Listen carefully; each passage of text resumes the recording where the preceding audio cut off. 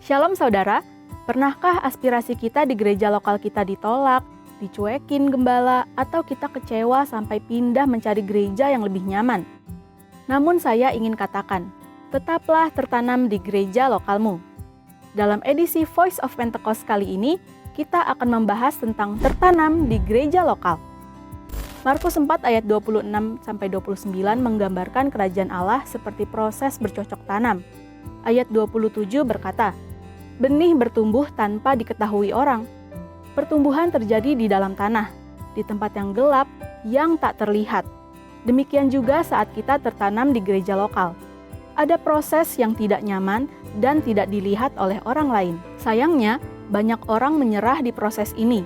Kita mudah melihat rumput tetangga lebih hijau, padahal yang terlihat hanya hasil akhir, bukan proses saat masih di dalam tanah. Benih yang terus dipindahkan butuh adaptasi dan bisa mati sebelum berbuah. Yohanes 15 ayat 2 menuliskan, setiap ranting dibersihkan supaya lebih banyak berbuah. Tuhan menginginkan pertumbuhan dan buah. Itu tidak akan terjadi bila kita terus berpindah. Tanpa tertanam di gereja lokal, pertumbuhan tidak akan sempurna dan kita bisa mengalami kematian rohani tanpa sadar. Kita tidak dapat menikmati buah yang seharusnya dihasilkan saat kita tertanam dengan benar. Lalu, apa yang dapat mendorong kita tetap tertanam di gereja lokal? Yang pertama, mengubah perspektif kita. Benih ditanam di tempat gelap dan tak terlihat. Perspektif kita harus diubah, ditanam atau dikubur. Di dalam tanah, kita bisa merasa sepi, tak dilihat, semua terlihat buntu. Namun, kita bukan dikubur, kita ditanam. Jika merasa dikubur, kita akan berhenti bertumbuh. Jika sadar kita ditanam, kita akan terus bertumbuh sampai waktunya muncul dan berbuah. Ingat, Anda sedang ditanam, bukan dikubur. Yang kedua, jalani proses. Proses membentuk manusia menjadi lebih kuat. Alkitab menggambarkan hidup seperti tanah liat di tangan tukang periuk. Sebelum jadi bejana, tanah liat diremukan, ditekan, dan dibakar. Tidak ada yang luput dari proses.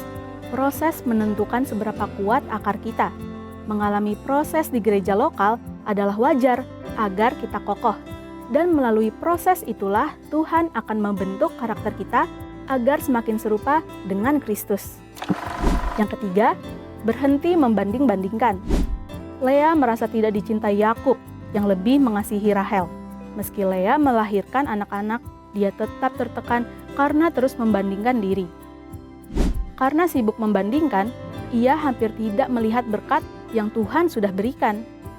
Demikian juga saat kita membandingkan gereja, pemimpin, dan rekan pelayanan kita dengan gereja lain. Kita tidak melihat berkat dan tujuan Tuhan saat menempatkan kita di gereja lokal kita yang sekarang.